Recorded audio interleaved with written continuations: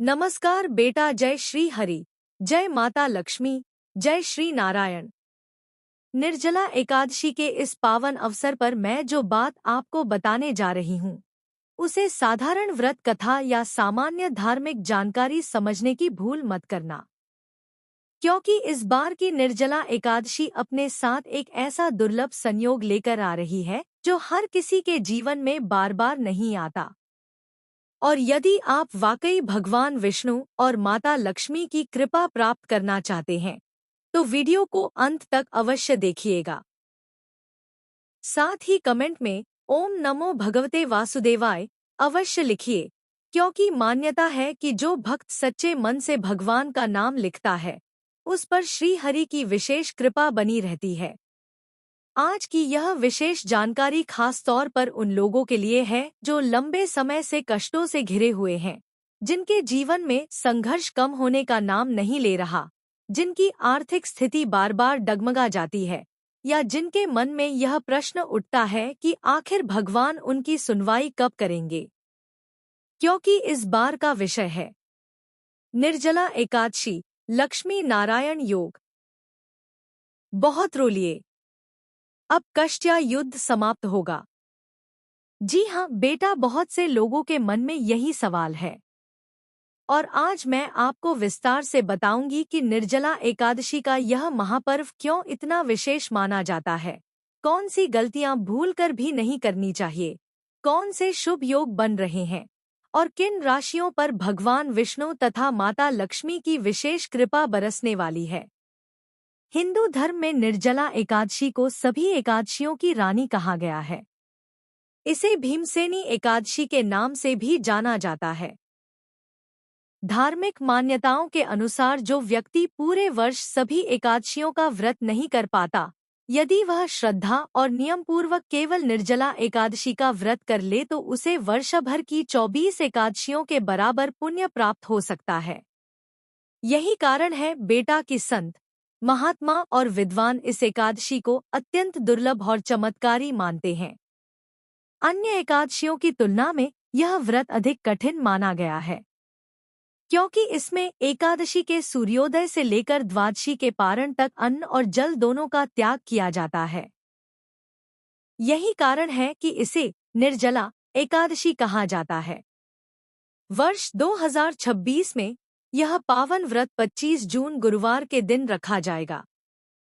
और सबसे विशेष बात यह है कि इस बार निर्जला एकादशी पर केवल एक शुभ योग नहीं, बल्कि कई दिव्य संयोग एक साथ बन रहे हैं। पंचांग के अनुसार एकादशी तिथि 24 जून 2026 को शाम 6:12 से प्रारंभ होगी और 25 जून 2026 को रात्रि 8:09 तक रहेगी। व्रत का पारण 26 जून को सुबह 5:25 से 8:13 तक किया जाएगा। लेकिन बेटा, यहाँ एक ऐसी बात है जिसे जानकर बहुत से लोग आश्चर्यचकित हो जाते हैं।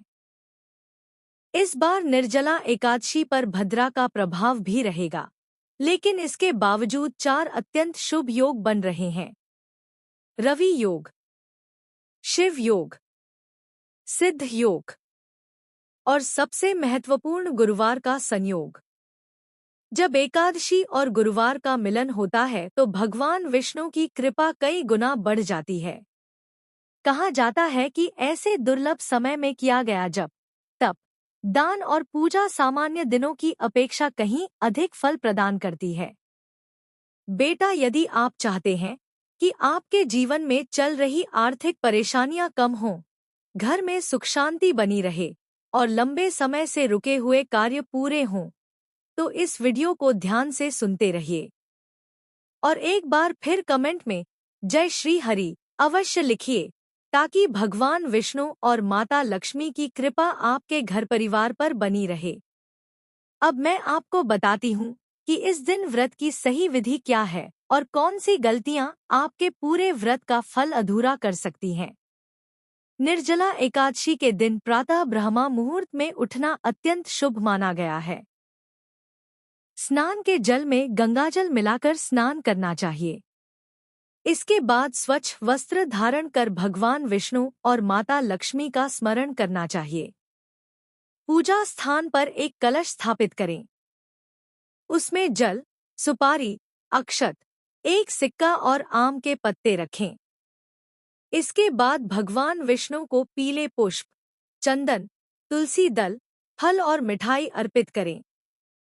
विशेष रूप से तुलसी दल भगवान विष्णु को अत्यंत प्रिय माना गया है, इसलिए तुलसी के बिना पूजा अधूरी मानी जाती है।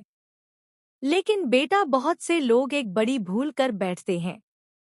वे व्रत तो रखते हैं, लेकिन मन में क्रोध, ईर्ष्या, छल और कटु वचन बनाए रखते हैं। शास्त्र कहते हैं कि केवल भूखा रहना व्रत नहीं होता। सच्चा व्रत वह है जिसमें मन, वचन और कर्म तीनों की शुद्धता हो। यदि कोई व्यक्ति पूरे दिन भगवान का नाम ले और साथ ही दूसरों का अपमान करता रहे, तो उसके व्रत का पूर्ण फल नहीं मिलता। इसीलिए निर्जला एकादशी पर संयम और सदाचार को सबसे बड़ा नियम माना गया है। अब बेटा, यहाँ से शुरू होती है वह विशेष जानकारी जिसका इंतजार लाखों लोग कर रहे हैं। इस वर्ष निर्जला एकादशी पर बन रहा है दुर्लभ लक्ष्मी नारायण राजयोग। ज्योतिष शास्त्र के अनुसार जब बुध और शुक्र एक साथ बैठते हैं तो लक्ष्मी नारायण योग बनता है, और इस बार यह शुभ योग कर्क राशि में बनने जा रहा है। यह योग धन, वैभव, सम्मान, प्रतिष्ठा और आर्थिक उन्नति का प्रतीक माना जाता है। लेकिन क्या सभी राशियों को इसका समान लाभ मिलेगा, या फिर कुछ राशियों के लिए यह समय जीवन बदलने वाला साबित होगा? किन लोगों के कष्ट समाप्त होंगे? किनके जीवन में रुका हुआ धन वापस आएगा? और किन राशियों को अचानक कोई शुभ समाचार मिल सकता है? इसी रहस्य के बारे में मैं आपको आगे बताने जा रही हूँ। बेटा, अब मैं विशेष रूप से मीन राशि वालों से बात कर रही हूँ। यदि आपकी राशि मीन है तो इस संदेश को अंत तक अवश्य सुनना, क्योंकि निर्जला एकादशी 2026 लक्ष्मी नारायण योग और ग्रहों की यह विशेष स्थिति आपके जीवन में एक बड़ा परिवर्तन लेकर आने वाली है। लेकिन याद रखना, जहां कृपा आती है वहां परीक्षा भी आती है। इसलिए इस पूरे संदेश को ध्यान से सुनो। मीन राशि के जातकों के लिए यह समय साधारण नहीं है। पिछले कई महीनों से तुम में से बहुत से लोग किसी न किसी चिंता, तनाव, आर्थिक दबाव या मानसिक उलझन से गुजर रहे थे।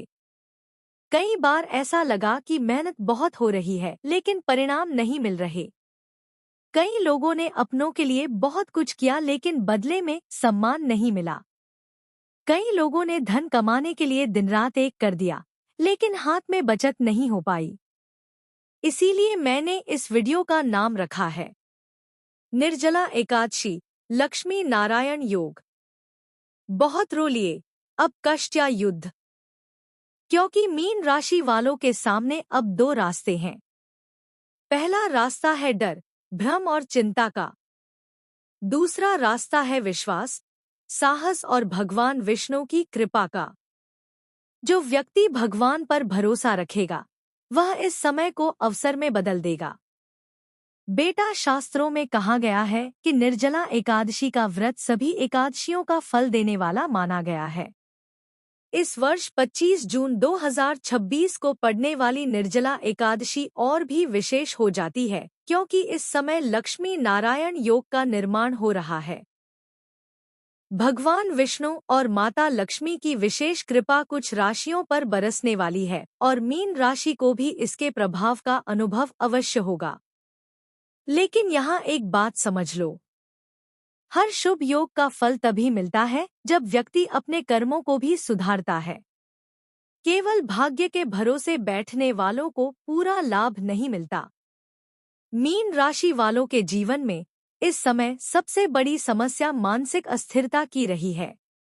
कई बार तुमने सही निर्णय लेने में देर की है। कई बार दूसरों की बातों में आकर अपने ही हित का नुकसान किया है। कई लोगों ने बिना सोचे समझे धन निवेश किया और बाद में पछताना पड़ा। अब समय आ गया है कि तुम अपने निर्णय स्वयं लेना सीखो। और बेटा, यदि तुम चाहते हो कि भगवान विष्णु और महादेव दोनों की कृपा तुम पर बनी रहे, तो अभी सच्चे मन से कमेंट में ओम नमो भगवते वासुदेवाय अवश्य लिख देना। श्रद्धा से लिखा गया यह मंत्र तुम्हारे मन को सकारात्मक ऊर्जा देगा। मीन राशि वालों के लिए आने वाले दिनों में धन से जुड़े मामलों में विशेष सावधानी की आवश्यकता रहेगी। जहां एक तरफ आय के नए अवसर दिखाई देंगे, वहीं दूसरी तरफ कुछ लोग तुम्हें भ्रमित करने का प्रयास भी कर सकते हैं। इसलिए किसी को बड़ी रकम उधार देने से पहले अच्छी तरह सोच लेना। जो लोग व्यापार करते हैं, उनके लिए नई योजनाएं बनने के योग दिखाई दे रहे हैं। लंबे समय से रुका हुआ कोई काम फिर से गति पकड़ सकता है। किसी पुराने ग्राहक या पुराने संपर्क से लाभ मिलने की संभावना है। यदि तुम कोई नया कार्य शुरू करना चाहते हो तो भगवान विष्णु का स्मरण करके शुरुआत करना शुभ रहेगा। नौकरी करने वाले मीन राशि के लोगों के लिए भी समय महत्वपूर्ण है। कार्य क्षेत्र में तुम्हारी मेहनत अब धीरे धीरे लोगों की नजर में आने लगेगी। जो लोग अब तक तुम्हें नजरअंदाज कर रहे थे, वही लोग तुम्हारी प्रशंसा कर सकते हैं। हालांकि कुछ ईर्ष्यालु लोग बीच में बाधा डालने का प्रयास भी करेंगे। इसलिए अपने रहस्य और योजनाएं हर किसी को मत बताना।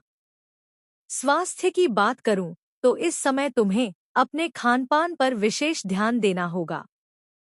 थकान, कमजोरी, नींद की कमी और मानसिक तनाव जैसी समस्याएं सामने आ सकती हैं।